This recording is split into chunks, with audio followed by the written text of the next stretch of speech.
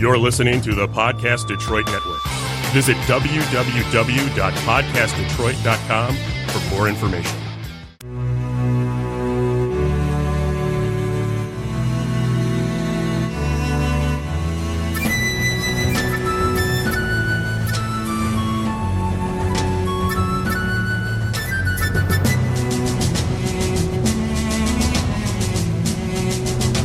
Friends, welcome to episode 25 of Storyteller Conclave. This is a show all about helping you run the best tabletop role-playing game that you can. Whether you're a new storyteller or dungeon master learning the craft, or an experienced storyteller looking to take your game up to the next level. I am Sara. And I'm Rob. How you doing, Rob? I think okay. Yeah? Really bad sleep, Yeah. I would have to say at the beginning of this week. It threw me off a lot. It's been a bit of a long week, I think, for everybody so far, and it's only Wednesday. So Yeah, and we're 25 in. we are 25 in. Jeez. So I think this is a real thing now. I don't think we have any announcements tonight. Not really. Damn it, Technolich. The live play is working on the website. For those who are listening and not doing grocery shopping, just put it on your headphones. Yeah, that's fine. All right, whatever. At least we got Knox. That's right. and Anywho. maybe Ela May. Well, no, she said have a great show, so I'm guessing. Oh, And all right, Draven's Draven's here. All Okay, right. So all right. we have an absolute gaggle of Patreon supporters in our live Thank show you. chat right Thank now. you If you'd so like much. to join us in our live show chat, just become a Patreon supporter of us, and you can join in on the phone live on the air. You can go to our Twitter account to find our Discord, which is how you find us here. But at patreon.com, you can find us and have all be friendly with us and listen to us live. And if you're listening to us live through the web lab, I said that the web lab. The web. Yes, the web app. We hope that it's coming through nice and clean for you. Yep, absolutely. So today's show was a little weird to write. Yeah, we had to come back at it a couple of times because we started looking things up and making decisions. We were like, this isn't what I thought this was going to be about. I see, like, if you're talking about world building or like how to build an effective plot arc, we can show that almost kind of mathematically of like, there's good practices, there's bad practices and stuff like that. But this show about like themes and genres and styles was all just kind of very I think ephemeral is the word. Yeah, and it was funny. It was no matter how, depending on how you look at it, the words got mixed up. Yeah. So whether, like, if you're talking about traditional storytelling, there were certain uses for the words like genre and style and theme and stylistic, and whether or not you were using adaptation or stylistic qualities. It was like everybody had their own terms for it. So we really had to kind of, I guess, scale back what we meant by theme. Yeah. Or diversify what we meant by theme. I don't know. We'll get into this. Because I know the first thing that went after it, we kind of threw a bunch of stuff up on the board when we were looking at it, and we were thinking like, okay, we're doing theme, but what's theme? Wait. Let's define theme. Right. That is not what we were thinking. So I looked up theme after we had a whole discussion on theme, and none of the definitions I read were anything close to what we talked about. Right. So it was closer to let's find style. a new word. And I think that's what I think it really came down to what we wanted to talk about was style. Yeah, what I wanted to talk about was basically the flavor of your game. Yeah. But saying what flavor is your game sounds weird, so all right. So let's break this down so that we have some terms that we can work with. All right. So let's start with theme. And what we originally had in mind for theme was something else, but theme is a guiding principle of the story. It is,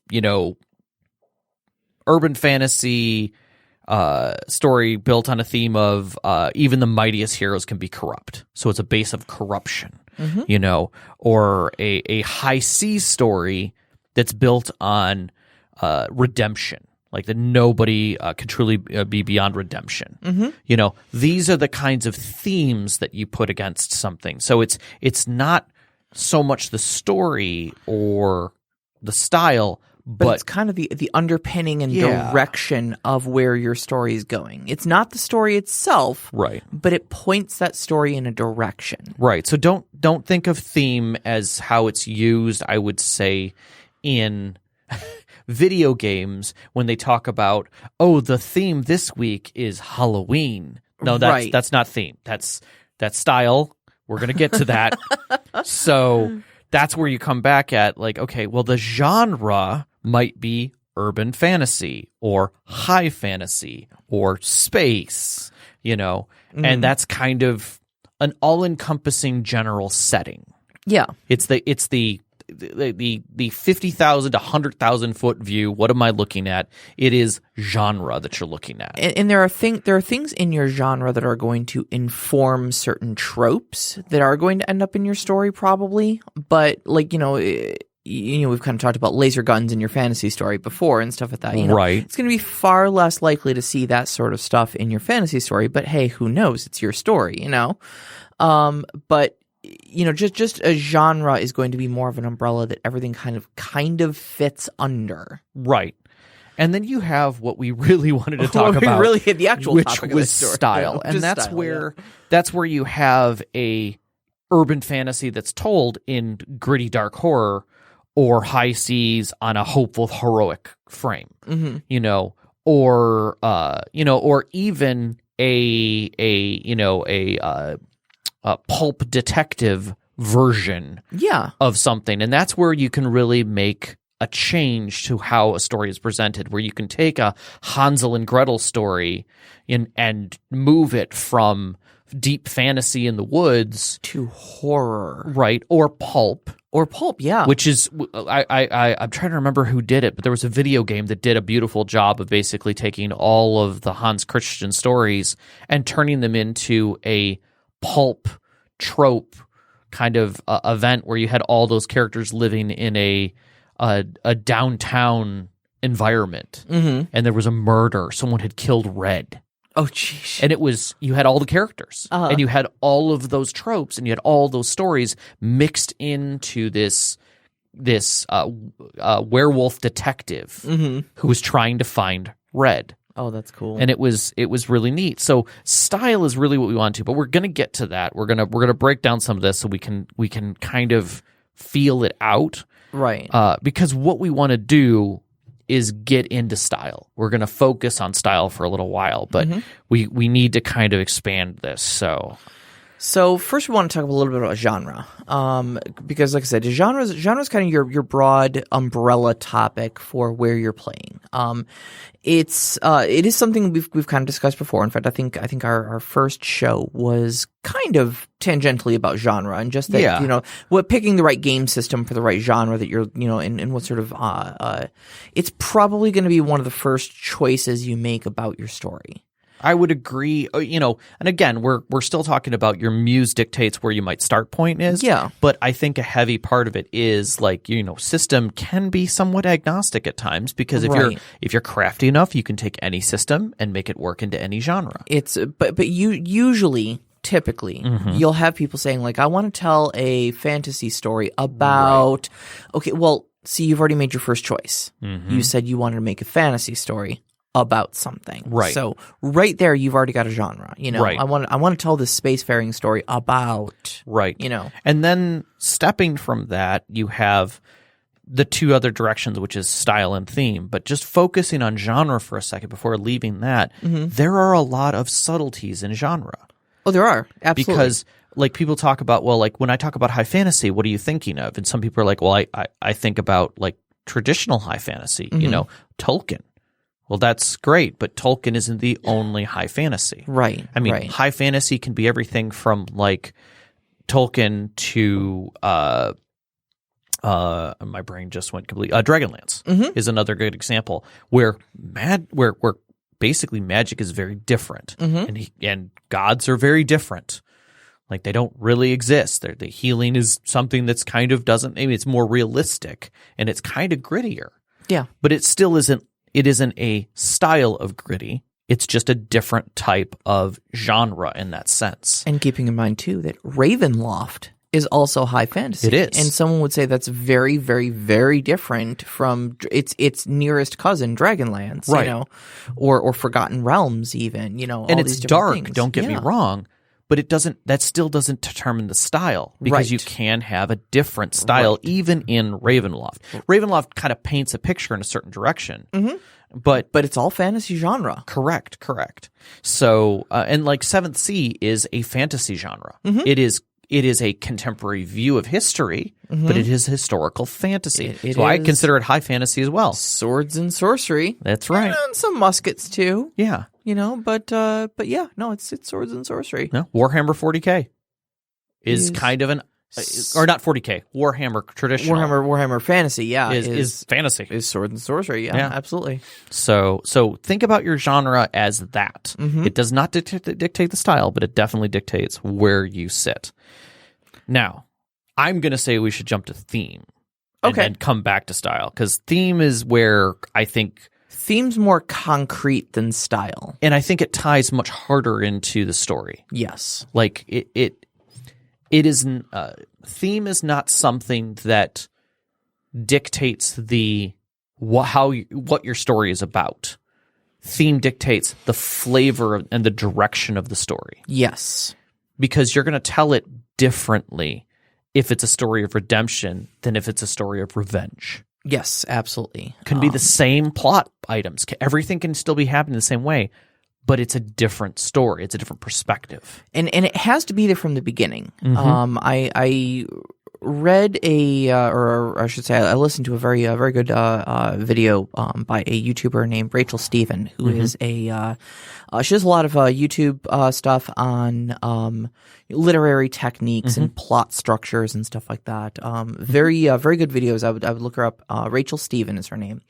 And she said that theme is like an ingredient in a cake. It's not something you can add later after it's baked. It needs to be in your recipe and needs to go in with everything else. It permeates the whole rest of the story. Yeah. Okay.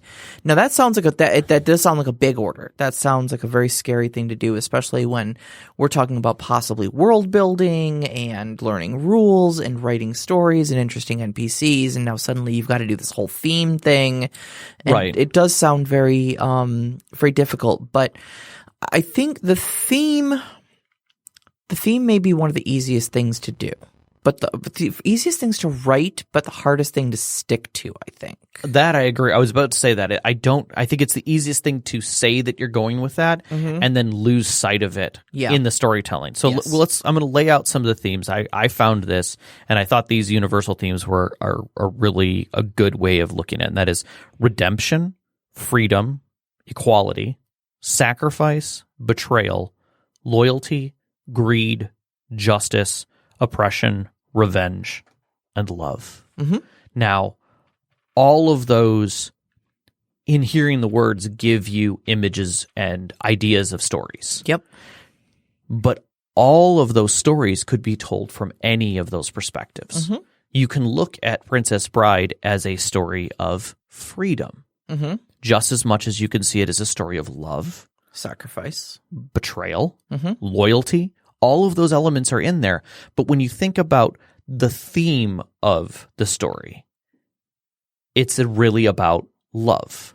That's how it's told when we hear it or when we see it as it's being portrayed on the TV. I think the a theme is a bit like a thesis statement for a story. Yes. You write an essay and you're going to want a thesis statement, which is basically a one-sentence summation of the idea you are now going to spend 5 or 6 paragraphs or 500 pages or whatever you're doing to outline.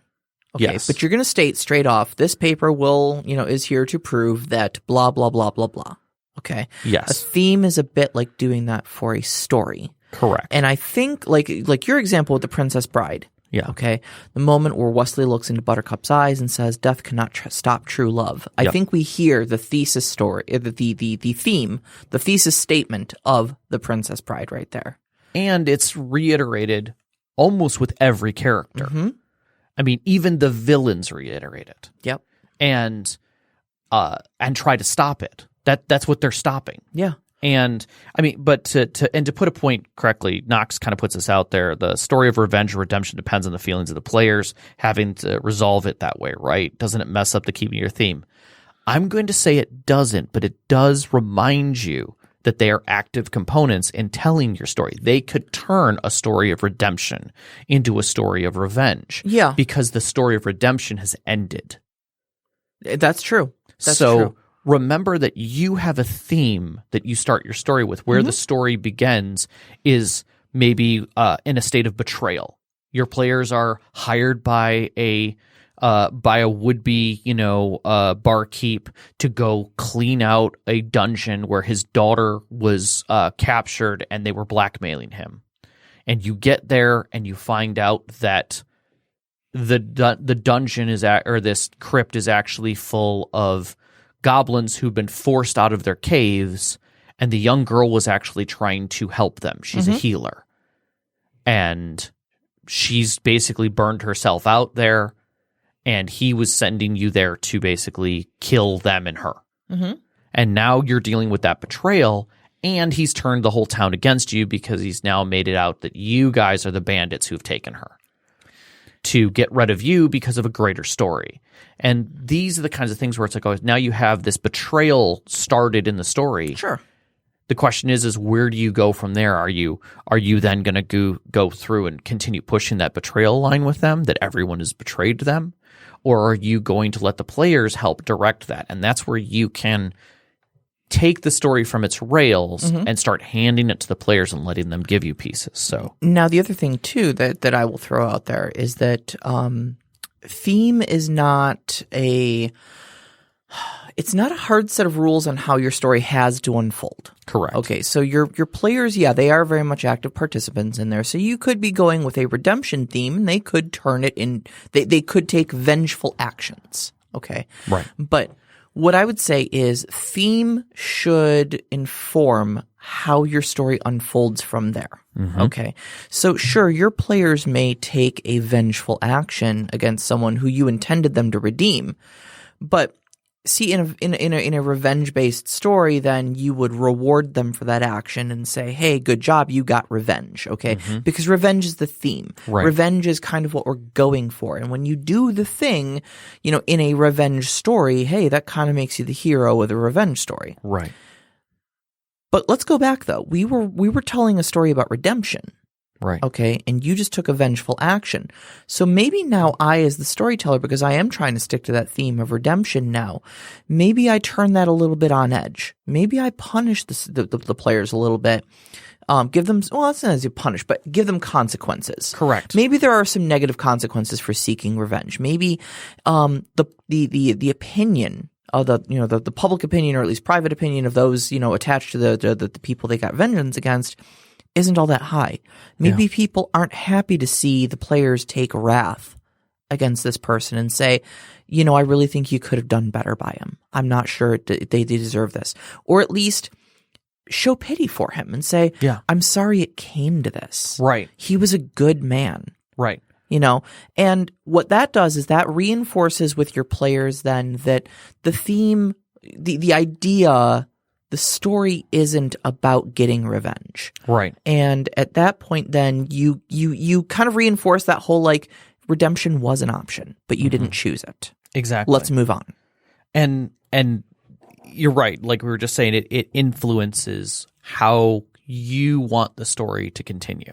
And it can give a lot to the setting around them. If there is a sense of sacrifice in every step, that there's constantly that feeling of people sacrificing for each other, your players sacrificing themselves, that adds to that theme that you want to continue progressing through the story. So I think it's important. I think it's necessary. I think there are stories that can be told without theme, but I think they feel dry. Yeah. So, and theme can change. Again, Sure. a story, your campaign is not a never-ending story of redemption. There may be a turn in it. At that point, scratch that word out, set up a new word. Knox is asking here, so theme helps influence rewards and consequences. You can't control how the players act, but you can control how the world might feel about it. Correct. And I think that's very correct. Yep. Think of the theme of your story, maybe like the current of the river. Yeah. Nobody's saying you can't go cross the current or even up the current, right? But the current is going to try to pull you in a direction. Here's a couple of examples that I jotted down of themes. Yep. So say your theme is that no person is truly beyond redemption. Okay, that's your theme. That's your thesis statement. Your villain may be a good person who was driven to do bad things. Give an example. Warcraft 3, the video game. Sure. Okay, before it ever became World of Warcraft. Right. I really liked the arc of Prince Arthas. Oh, yeah. Okay. All right. The Scourge has unleashed a magical curse upon the people that is laced into their grain. So as they eat this food, they become tainted by it and they die of this plague. But the curse of the plague is that they rise as undead afterwards. Right. And so now suddenly you have undead ravaging the land of Lordran. Ooh. And Spooky. Prince Arthas is a paladin, and he sees it as his sacred duty, of course, to go and fight the undead. Right. The problem being that the undead are his subjects. Right. They're his people. And he becomes more and more desperate as time goes by. And it gets to the point where he sees that grain has already been essentially delivered to this town. And he knows what's going to happen. He sees the outcome. Right. But the people are all still essentially alive. They're living their lives. They're living their lives. They haven't died and turned yet. And he decides that the whole town needs to be razed anyways. And he makes this awful choice to essentially go in and slaughter his own people. Before they become something.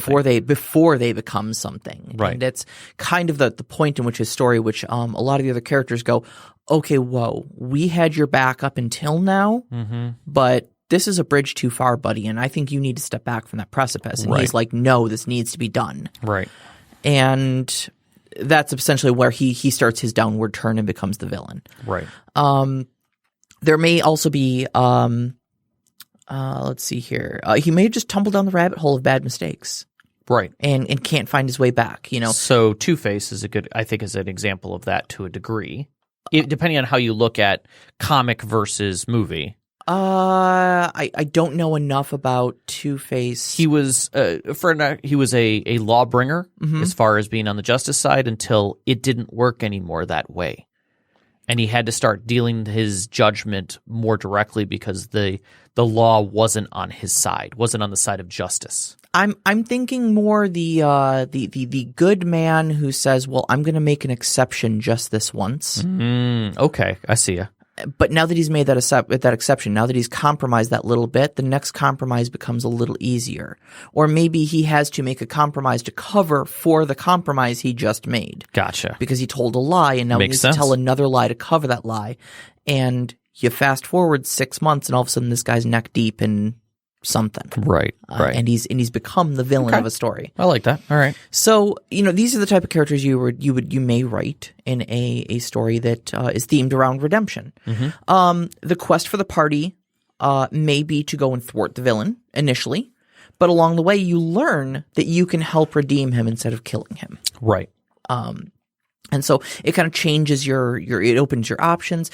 There may also be characters in the story with a similar arc. Perhaps an important NPC is someone who once found themselves labeled as a villain, but found redemption and peace.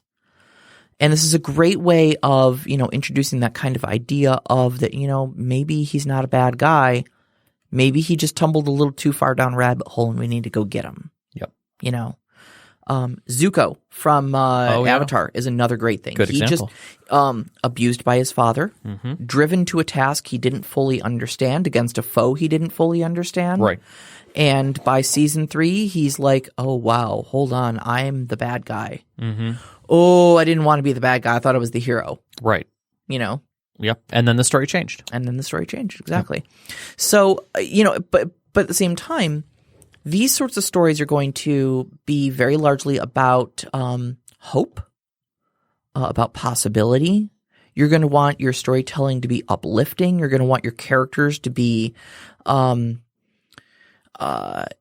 open to possibility and change and stuff like that in these sorts of stories. Yep. Now contrast that then against like another different theme, like even the mightiest heroes can be corrupted by power. And you go the complete opposite way. The villain may be the proverbial fallen hero sort. Either you die the hero or you live long enough to see yourself become the villain. Oh, yeah. You mentioned Two-Face earlier. Yep. This is a great example of that. I would agree. The quest may begin with believing the villain is still a hero. and then only to find out that they have turned evil and be revealed as the villain. Yeah. Which is a common theme. What was that superhero show that just came out? God. The Boys. Oh, The Boys. Yeah, there's a good example. That's a great example of that. Yeah. It starts at the end almost. Yeah, almost. With the turn that, like, you're dealing with that power struggle that power corrupts completely. Yes. And you get that feel. So, yeah, very much so. The quest may be to begin with knowledge that the villain is the villain, but later discover the origins as a hero that was corrupted. Right. Vader. Yeah, exactly. That's a great example. Yeah, Darth Vader. Darth Vader's a great example of that. Yeah. The quest may even begin with the hero still as the hero. Yeah. But as the story moves forward, slowly slips into villainy, kind of like your Arthas example, but you leave him there. Yeah. As the story progresses, he becomes evil and crosses that threshold, and you can't bring him back. Yeah. And you leave no option for bringing him back with this theme. No. Yeah. And it's there's some stories where it's power is just that. It becomes greed. Mm-hmm. And Maleficent is a good story of that. The villain in it is just greed driven. Yeah, he sits at the top of that. That the idea of love and charity sat on the edge of his view, and once he had everything that he needed, it wasn't even so much that he needed to keep it. It was that he wasn't ever going to lose it. All the things that he had gained. So yeah. Knox asks. Is the Terminator a redeemed character? What was the theme of that movie? Original Terminator? Yeah, let's go with the original Terminator. I don't know if there was redemption in the original Terminator. I think the original Terminator was straight up him hunting Sarah Connor to get rid of her. So he comes around in Terminator 2, and now suddenly he's the good guy. I don't know if that's a redemption because again he's a robot. There was no evolution. There was no choice. No, he was just programmed to defend that. Maybe in this newest movie, which I have not seen, he has some kind of things. I would say that there's some challenging character development that isn't character development in those because it is technically a different person. Yeah, or a different thing each time. Right. It's just some rando T800 they grabbed. Right. Yeah. But as a witness to the story, you believe because imagery is what it is that it's the same thing over and over again, and therefore it is gaining redemption. Right. At least in the eyes of the viewer. So and as for the theme, I think that's another great movie where they state the theme right in the movie. Yeah. And that is there is no future but what we make for ourselves. Yeah. No, that's perfect. I think the overarching theme of that story, as much as it's just a rando sci-fi horror thriller sort of thing, is if you are going to assign a theme to it, I think it's hope. Mm-hmm. I think there is hope that even in spite of this grim future that faces us, without question, and this horrible monstrosity robot that is now slaughtering everything in its path to try to kill one person, there is hope. Yeah. Because there is no future but what we make for ourselves. Right. Right. So let's move on to style. The thing we really want to talk about that we wanted to get to. Let's now that we're a half hour into our show, let's because we're going to be talking about this for a while, but we want to make sure that we have the framing so people understand it. And that is that style is the change. It is the flavor that shows direction into itself. So for instance, I gave the example of suits, clothing. Mm-hmm. Everyone knows about a suit, and you get an image in your mind of that suit. But is your suit that you think of the 007 suit? Is it the Men in Black suit? Is it the suit from the suits that the two idiots from Dumb and Dumber are wearing? Is it the Blues Brothers? Each one of those is a different suit. It's a different style. Some of them are comedic. Some of them are rough. If you think of somebody like, oh God, now I can't even think of his name. It'll come back to me. You get this image of a different thing. If I said, think of a suit, and then I say, think of a pulp detective, you get an image of kind of a dirty. Oh, now it's a brown suit with a trench coat. Exactly. There's probably a stain on it. Yeah. He probably uses top buttons undone. The the tie is hanging down. low. Yeah. And you get a very different... smells like cigars and whiskey. Right. So when you get that style, your mind starts going in a direction about that style. Ravenloft is a perfect example of a style thrown on fantasy, on high fantasy. It's gothic horror. That's the style. Right. We're still in the fantasy genre. Right. But holy cow, the style. Right. Yeah. And I mean, literally, if you moving through different things like, Nick Valentine. Exactly. And he is very different as a detective than someone like Lethal Weapon. Sure. You know, where you've got detectives there, but they're in T-shirts and jeans, you know? So that's a different style of detective. So you have, and it's comedic and it's different, you know? And that's the kind of feeling that you want to get out of a style. This is what is going to be kind of, and that's where style is its own word. It's how you style the story. Well, and you want to hold that style as much as you can. That's why I used flavor. Yeah, as my flavor is a good word for it because my metaphor is not a suit. It's pizza. Right. You know, plain cheese and supreme are both types of pizzas. Yep. You know, very much so. They are very different culinary experiences. You know? Correct. And so, but they're both pizza. Yeah. You know? And even like you look at like people say, oh, cyberpunk. Cyberpunk is a style. No, it's not. It's a genre. It's a genre. Gritty cyberpunk is Shadowrun, where everything is dirty and twisted and run by corporations and everyone's downtrodden and money is king and, you know, drugs are everywhere and it feels like you're constantly dragging yourself up from the bottom every single time. Every time you slot something new into your body, you're questioning whether or not you've stepped one step closer to the future of humanity or one step away from humanity.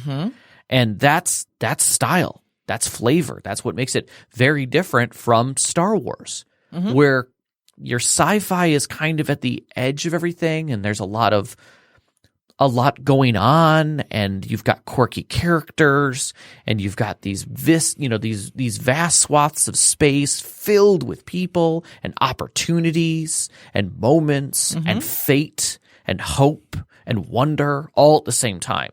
Star Wars didn't make sense to me for a long time, and I couldn't get into the genre until I realized it was just D&D in space. It's space fantasy. Yeah. Is what it is. It's not like because you always hear the argument Star Trek or Star Wars. Well, they're not even remotely comparable to me. Like Star Trek is sci-fi. Yeah.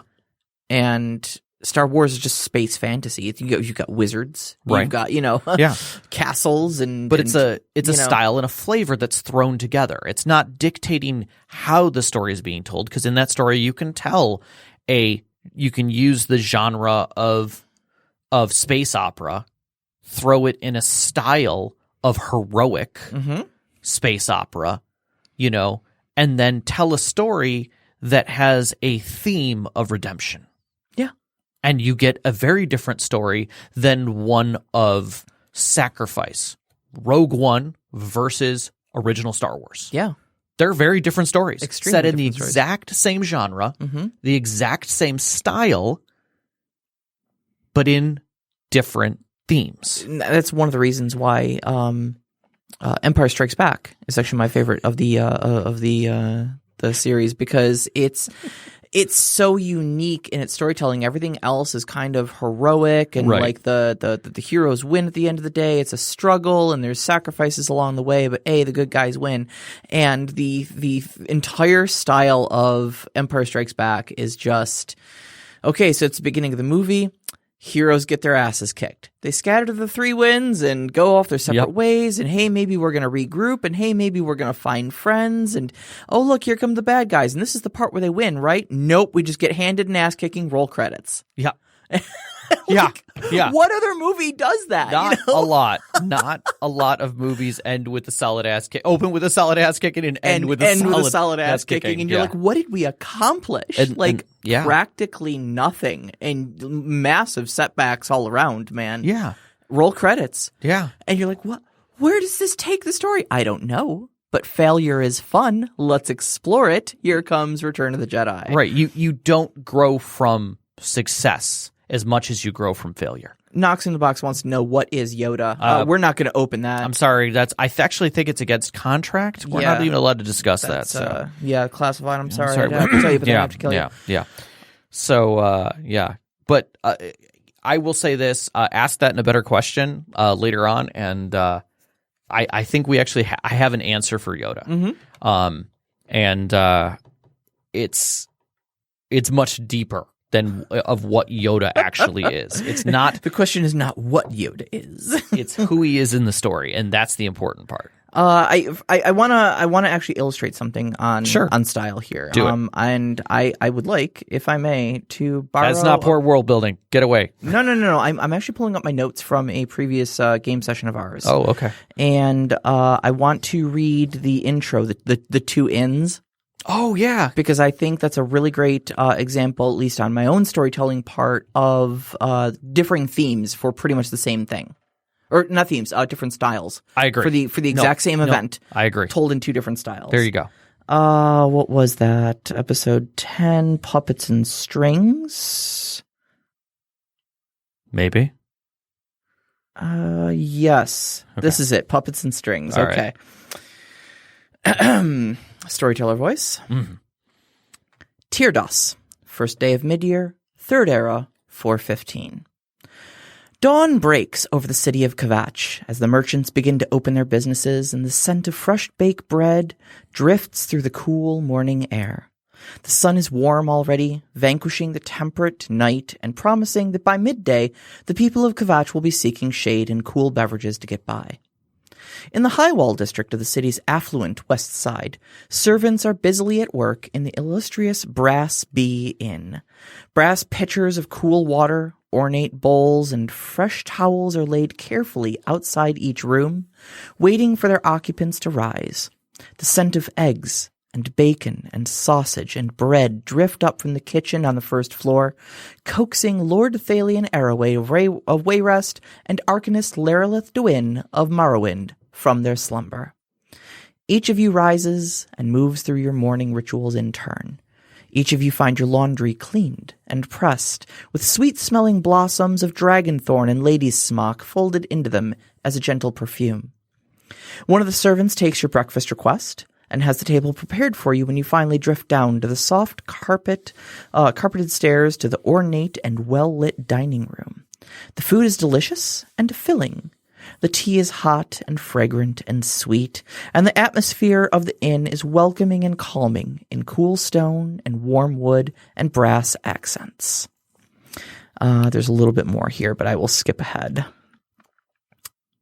Now, we cut to the other group. Mm-hmm. Tyrdos. First day of midyear. Third era. 4:15. Screaming. Someone down the hall is screaming. The sound pierces easily through the paper-thin wooden walls of the surly Girl Scout Inn and startles you awake in your lumpy, uncomfortable beds. Sleep was elusive last night. Even your own modest beds in the Fighters Guild barracks were better than these. The pillows smelled musty, the floor creaked, the window rattled in its pain every time the wind howled through the cracks. Even getting past all of that, the thuds and giggles and grunts of a night of revelry in the next room over disturbed you well into the small hours. And now, as the divines only know what hour, someone is screaming. It abates after a few moments, evidently a nightmare shocking someone to consciousness rather than a bloody murder. The damage is done, however, and the glow of dawn's light has already begun to brighten the horizon, and the sky has taken on the murky blue glow of the early hours. At this point, you might as well get up. Donning your clothes from the previous day, still slightly soiled and smelling of sweat from yesterday's travels down the Gold Road in the early days of Cyrodiil summer, you slowly drift down to the tavern on the base floor of the inn. The sour scents of sweat and old ale and urine permeate the air in a cramped and dimly lit confines. Two patrons are still here from the previous night, sleeping off their drunkenness with their hands limply wrapped around a half-full tankard, face flat against the dirty tabletop, drool and snore is their only contribution. No appetizing scents drift from this kitchen. There are metallic clanging sounds of iron pots and pans occasionally knocking against something, but it's unclear who or what is back there. After a moment, the innkeeper, a burly imperial man with dark hair and a beard that looks more like Mott the lumberjack from Solenshore if he fell on hard times for a few years and lost some teeth, emerges. He looks at you confused for a moment and demands of you, "Aye." And Very, very different taste and flavor. But the same story, the same theme overall, the same genre. So remember that style can change literally scene to scene. Yep. That you can, from going from one moment to the next, it doesn't change the story, it doesn't change the genre, but it does change the flavor of that moment. And a lot of times you want to hold that style until your players have a feel for it and bring it around a few times. Ravenloft does a good job of that in the way that they write their descriptions, the way they talk about certain things. They don't give it a lot of high hopes. They don't add Ravenloft a lot of is where hope glory. goes to die. There are descriptors that are put in a certain direction and a certain taste so that you have that pulpability of what you're dealing with when you look at that and when you think about that world. When you think of Vampire the Masquerade, and you think in general, a lot of people have different views, but if I say Dark Ages, there's a certain feel that certainly hits. You get despair, loss, dirty, a lot of muddy roads and rain. You know, the smell of incense permeating everything. The grim shadow of a looming castle set against a dreary sky. Lightning showing the gargoyles that are up that maybe are real or maybe just stone. The shadows shifting in the torchlight in just such a way. The creaking of the lanterns on chains hung out in front of a carriage that is slowly making its way down a ridiculously muddy and stoned road. Like, these are the flavors that make that world feel harsh. Who's he? Real. Must be a Ventru. Why? He done got shit all over him. Exactly. So, yeah, it's very much that you add to your story. Now, these aren't mandatory. If you're new at this and that kind of stuff is hard, then don't worry about it. Yeah. But if you want to take that extra step, think about that flavor and hold that. Give yourself a very simple line about style. You know, get that image in your mind of something. You use something else as a trigger. If you need those kind of things to remind you about, like, the Dark Age dirtiness and such like that, write that down and put it in front of you. Like, stick it right on your your board or whatever to help remind you that it's there. Knox says Gotham City versus Metropolis. That's a perfect example. Yes. Yeah. Yes, absolutely. Gotham City. I mean, they're both big cities. Yeah. They both have heroes. Yeah. Gotham City is a far different place than Metropolis. Yeah. Or Metroplex. You are absolutely correct about that. Now, keep in mind, too, that, like, so unlike theme, which is kind of like baked into everything that goes on in your story, your style can change moment to moment. Yeah.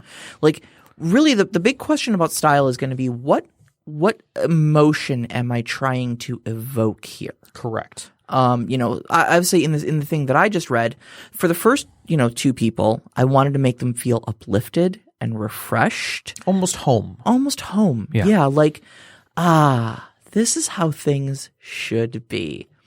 And I really wanted to drive home with the other players that they picked a real shit slum hole in the wall for a night stay. So I closed in the walls and I ramped up the shadows and added whatever malodorous other details I could think to throw in there, and yeah.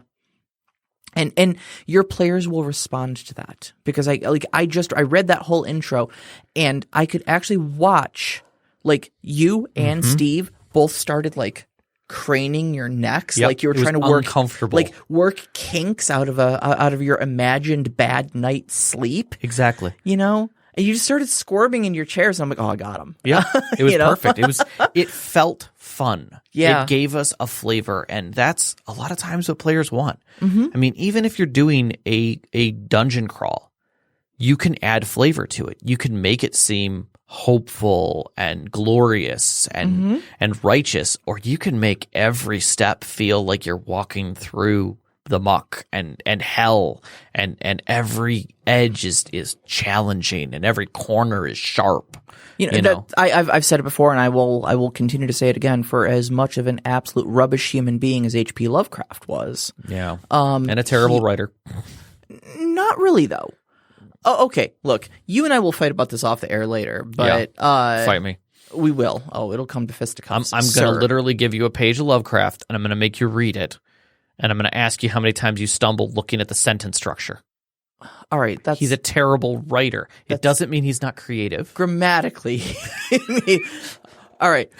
I may concede that point to you. I'm not going to die on that His world is unique. Yes. And wonderful. In the story complex. And the stories are complex. What I'm getting at, though, is that Lovecraft had this amazing way of making the most mundane things feel horrible and oppressive and frightening. Yes. And like describing like the God, I'm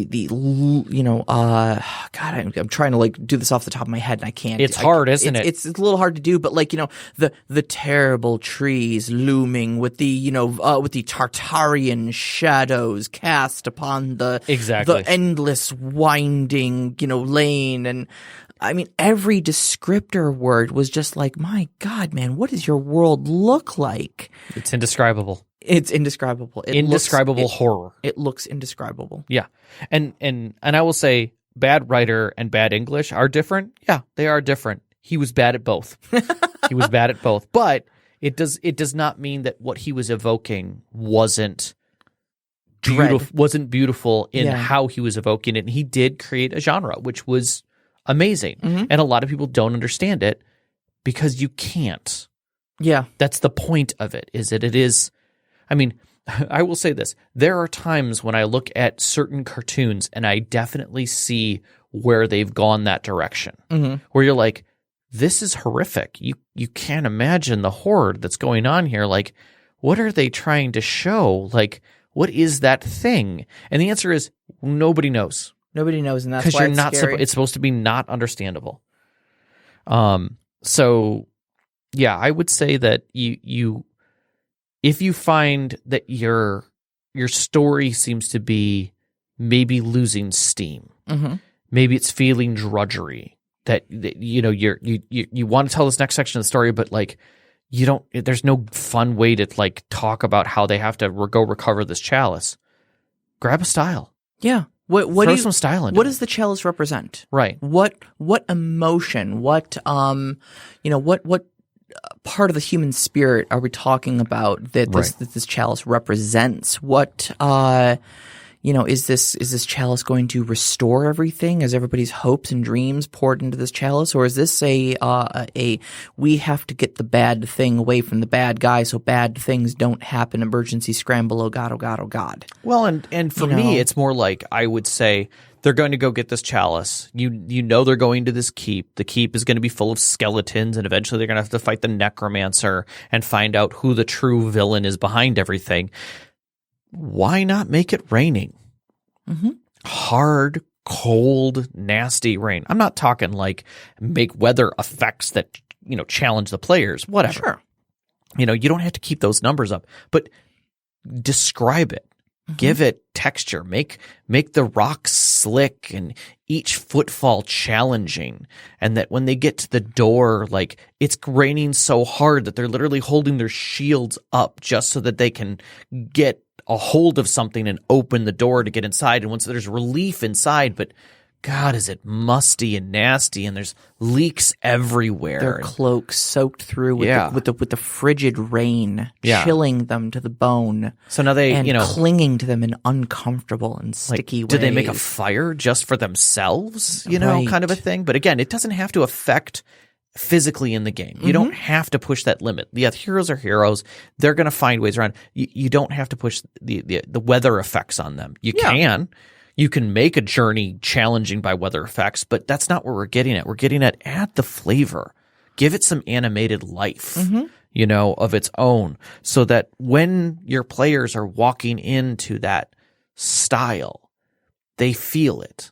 They know how hard this fight is going to be. You want them, when they step into that room and they see those skeletons, and you're like, as you enter the crypt, you can already smell it.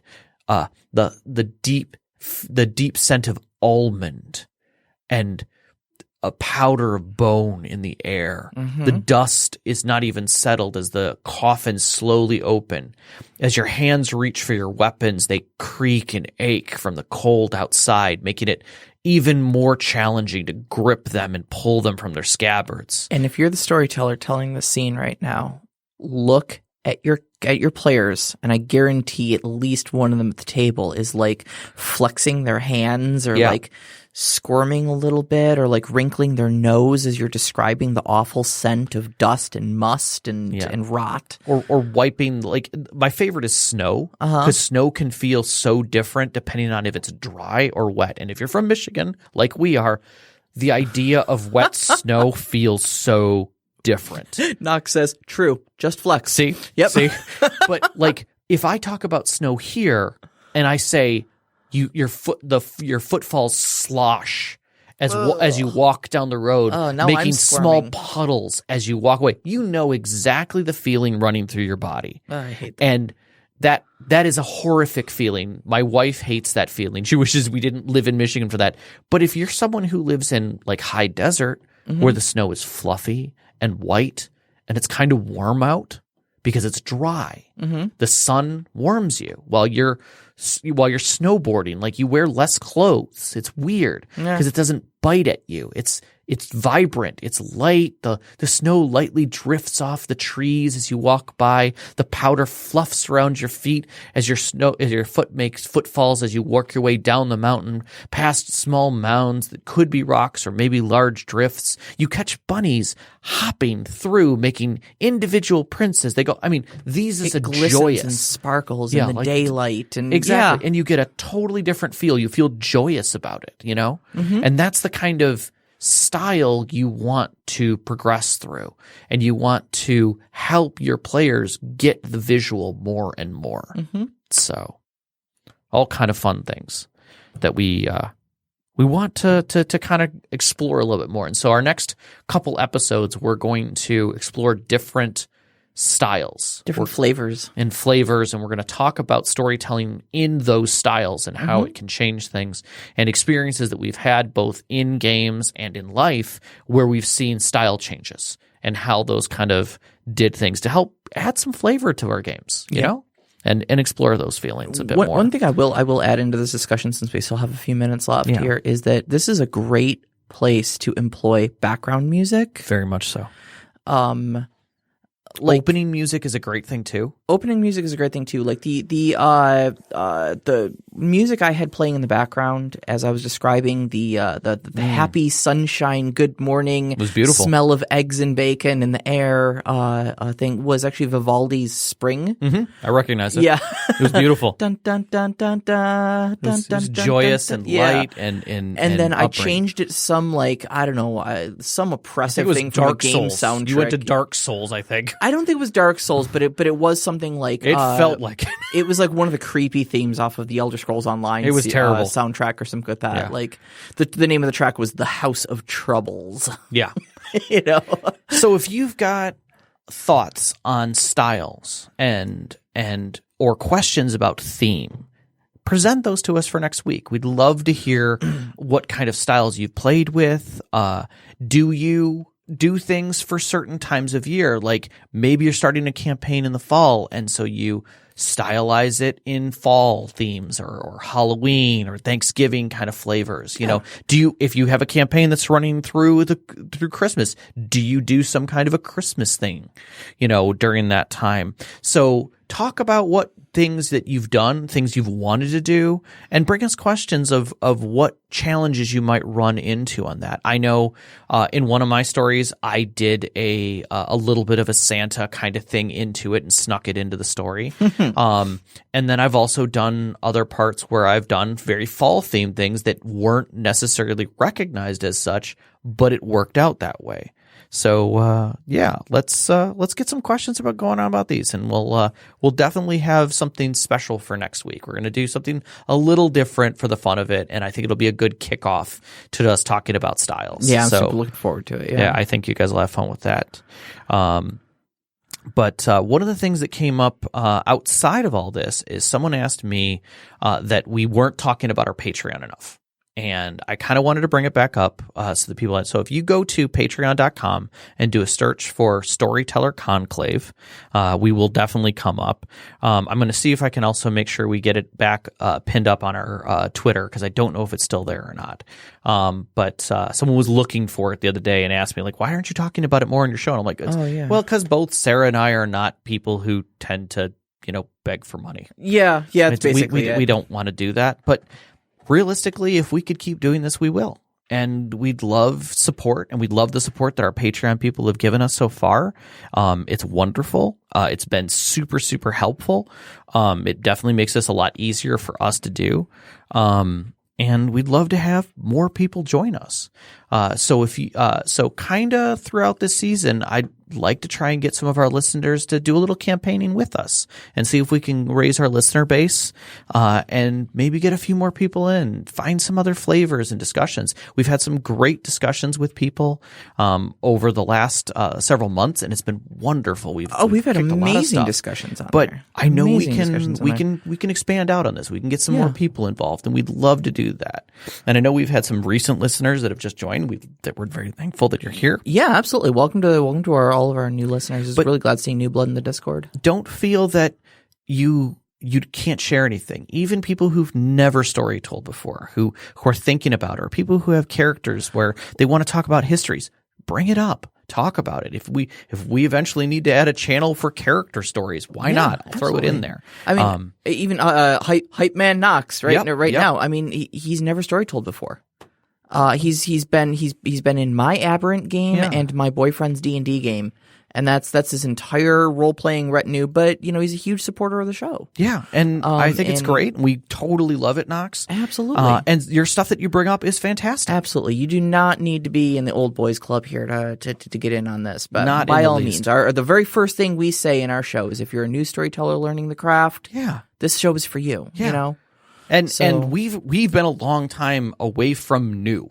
Yeah. Like, I'm coming back and I still feel a little new, and I have to reevaluate some of the stuff that I'm even doing in my stories now, because I'm finding that I'm writing back into my old ways, and I have to adjust. Every single show we do too, I learn something new. Yeah.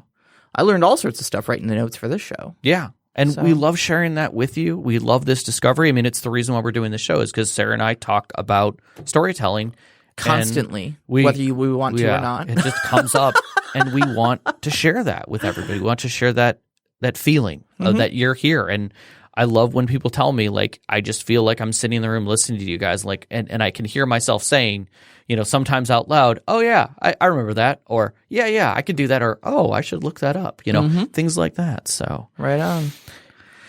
All right. Well, we've only got a couple of minutes left. Do you want to wrap up just a minute early? Let's close this up. Give everybody their evening a little bit more. So think about your questions and get us rolling, and we'll have some fun with it. So, but look forward to next week. I think we're really going to enjoy it. All right. You can find us up on Twitter at st_conclave.